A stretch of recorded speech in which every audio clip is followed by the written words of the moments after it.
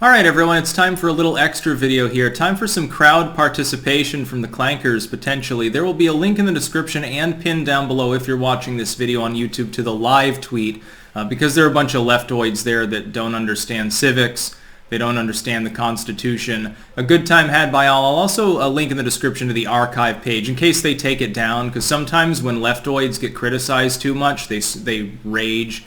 They rage quit and they take their tweets down. Anyway, I'm going to read it out to you, and then I'm going to debunk it because it's laughably stupid and pathetic. It's the amount of Trump derangement syndrome here is unparalleled. This is more TDS than we saw, I think, almost from Piskate. And this is not the first time that this has been mentioned, but it's making the rounds in the legacy media, so we're going to get out ahead of it a little bit here and just make a video laughing at them. Now, here was the tweet.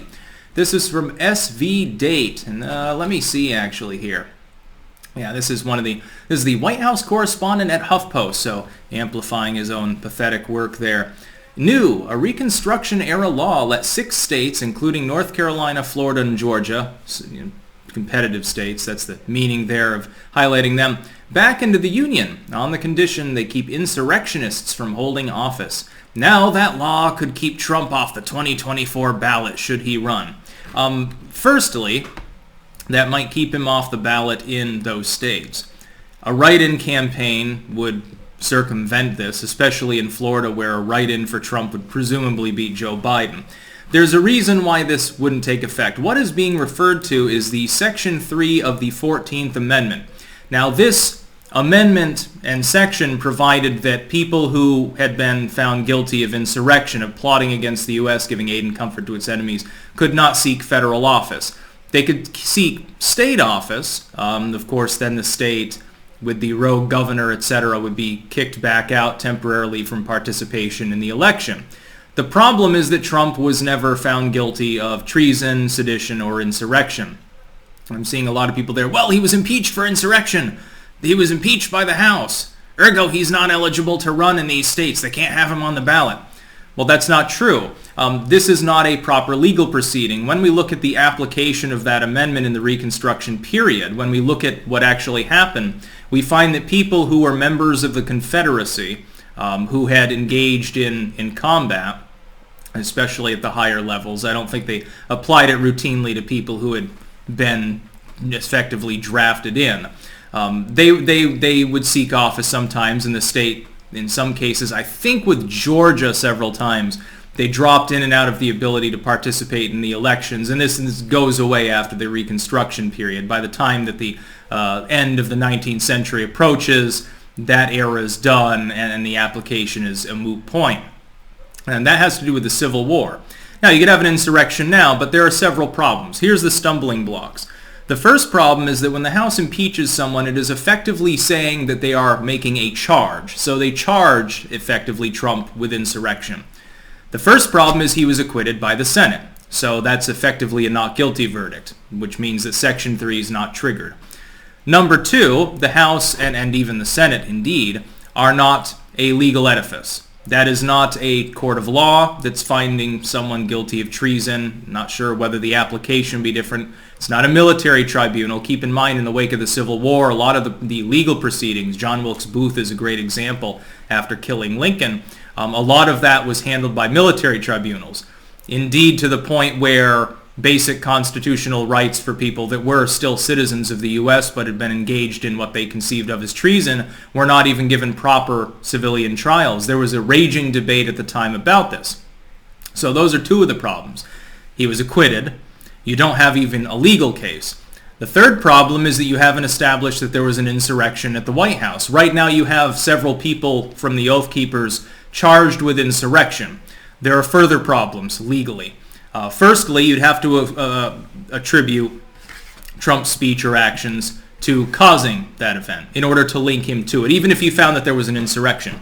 Secondly, you have mounting evidence that there was no insurrection. If you have a dozen or so people involved in insurrectionist activities, that's separate from the vast corpus of people that were there at the Capitol that day. You had somewhere along the lines of, I believe, 15,000 people watching Trump. Some of them went to the Capitol. Trump had said, we're going to go peacefully make our voices heard. That's not incitement to insurrection or anything else. A small proportion of them, roughly 2,000 people, splintered off and entered the Capitol building. So this was a splinter group off of a protest, which in turn was not even everyone that was there who heard Trump speak. One would think it would be rather difficult to prove an attempted insurrection. When there were weapons freely available there, whether they were brought by glowing ones or Antifa or the Oath Keepers or somebody else, we're still not sure, and I don't think we'll ever have closure. If you bring weapons commensurate with the ability to stage insurrection, kill off the Senate or whatever, and you don't use them, you leave them in the truck, that doesn't exactly speak volumes in favor of convincing people that it would actually be a serious attempted insurrection. When people got into the Capitol, 90+% of them, this is according to the FBI's official release, which was many months ago. This was glossed over by the legacy media by and large. 90+% of those people weren't even part of an organized group. They were simply there.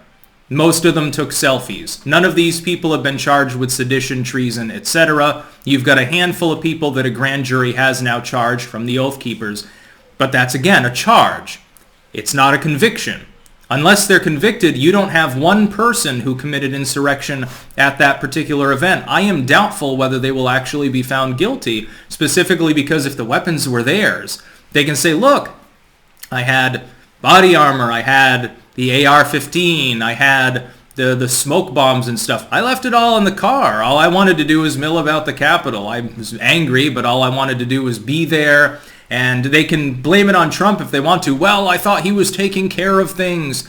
We were supposed to just occupy the building. We were going to delay the vote. And then Trump would establish a state of emergency and declare himself emperor or something. But that's not Trump's idea. That's not Trump's culpability. So literally nothing in this concept, which is bred out of purest Trump derangement syndrome, even applies to the situation. I would say this. What this is, number one, it's clickbait red meat to Huffington Post's lemming-like audience. The people that take them seriously, if you look through the comments in link in the description or down below in pin, you will clearly see most of these people don't even know the methodology of the article because they never read it. They read this tweet, and they're responding to it without even reading the premise of the article.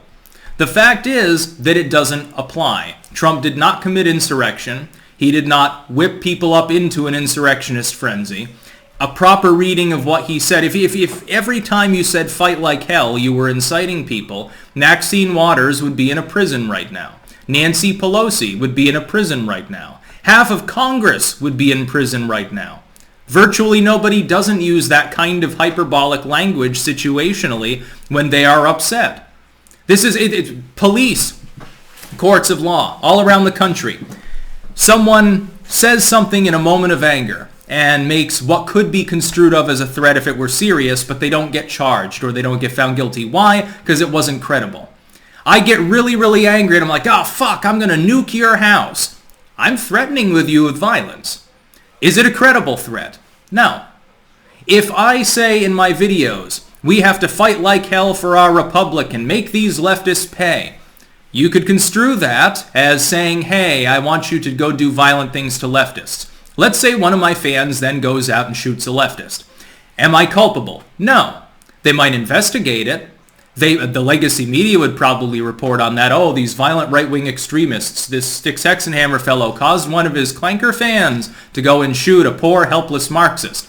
But I'm not going to be found guilty of inciting them to do so, because I quite clearly didn't incite them. I didn't use any specifics. I was using hyperbolic, angry language. I didn't tell them anything individually. I was speaking to a group of people. If Trump's words truly were inciting in nature, one would think in that moment you would have more than a small splinter group entering the Capitol and more than a handful of people that were actually there engaged in violence. The number of people that entered the Capitol that had been engaged in anything beyond simple trespass was relatively limited. When people talk about, oh, all the violence and terrible carnage that day, now mainly you're talking about police that were pressed in and partially trampled sometimes by their own ranks because they were moving in the same direction. You're talking about people who were hit with tear gas or bear spray. You're talking about minor injuries. You're talking about absolutely no deaths that day other than Ashley Babbitt.